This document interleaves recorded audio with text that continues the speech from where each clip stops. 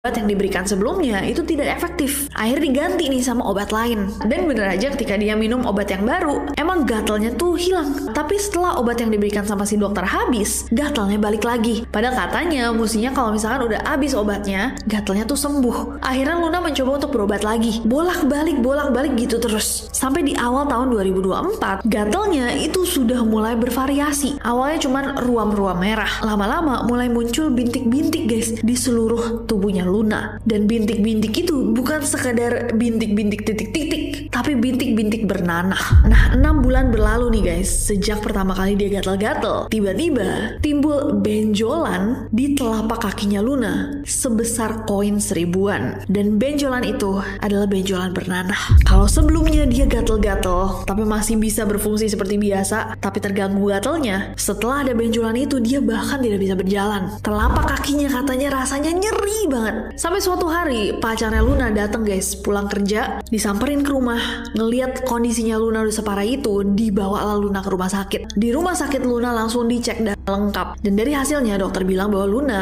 kena infeksi virus dan harus diopname. Nah anehnya nih, selama 3 hari dirawat di rumah sakit, Luna sama sekali nggak merasa gatel. Padahal sebelum dia ke rumah sakit, dia tuh gatel sebadan-badan sampai nggak bisa tidur. Nah Luna berharapnya setelah dia pulang dari rumah sakit, membaik dong, dia akan sembuh, nggak gatel-gatel lagi. Tapi ternyata salah besar. Belum ada 1 jam pulang dari rumah sakit, itu Luna gatel-gatel sebadan-badan. Minum obat yang dikasih dari rumah sakit pun tidak ngaruh. Padahal ya itu obat yang sama yang dikonsumsi dia selama dia di rumah sakit. Kenapa bekerja pas di rumah sakit, tapi enggak kalau misalkan dia lagi di rumah? Dan gatel-gatelnya itu selalu muncul menjelang maghrib sampai subuh. Di jam-jam itu Luna benar-benar nggak bisa konsentrasi, nggak bisa tidur, cuman bisa garuk-garuk badan saking gatelnya. Aduh, kebayang aja aku udah.